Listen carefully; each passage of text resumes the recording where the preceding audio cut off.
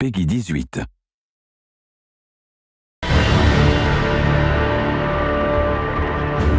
Tactical camera's back.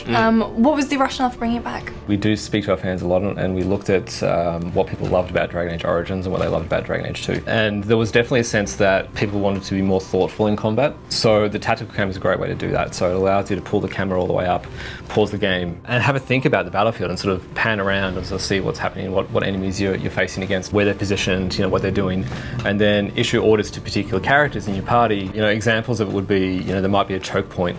And you want to sort of bunch up the enemies, in that sort of choke point so you can rain fiery death down on them. So you can send your warrior forward, hold the ground at that choke point. Whilst they're doing that, then you can maybe send your ranged attackers up on sort of cliffs or high ground and start slaughtering people. The nice thing is, baseline, you can kind of pick how you want to play. If you're an action player, you can play without tactical cam, and you're going to get all the stuff that's sweet with action.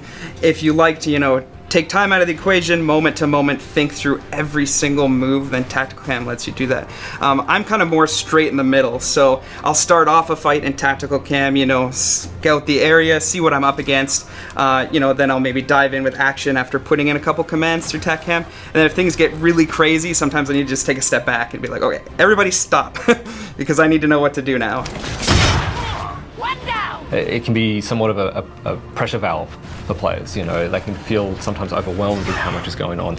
Every now and then, if I get into tough spots or tough combat encounters, that's when I'll pull up the tactical camera and be like, okay, well, what do I need to do here, and be a bit more thoughtful. We've added movement lines into the tactical camera, so when you tell someone to go move to a certain spot or hold a certain spot, it will draw a line about how they're going to get to that spot, which is good information to have about pathing of enemies and your characters. And then we've also added in an ability when they're panning around in the tactical cam, they can hover over enemies and they can see information on that enemy.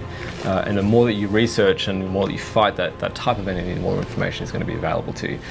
So you may see things like their health, their armor, what strengths or weaknesses they have. It's extra information. It's another layer on top of the original tactical camera. We've added in a kind of like a slow-mo to the tactical camera that allows you to plan out your moves and then pull the trigger, and it sort of advances time a little bit, and you just release the trigger and it pauses it again. And that's been a really interesting feature, because what we found is that players go in and out of tactical combat a lot more than they used to in the previous games.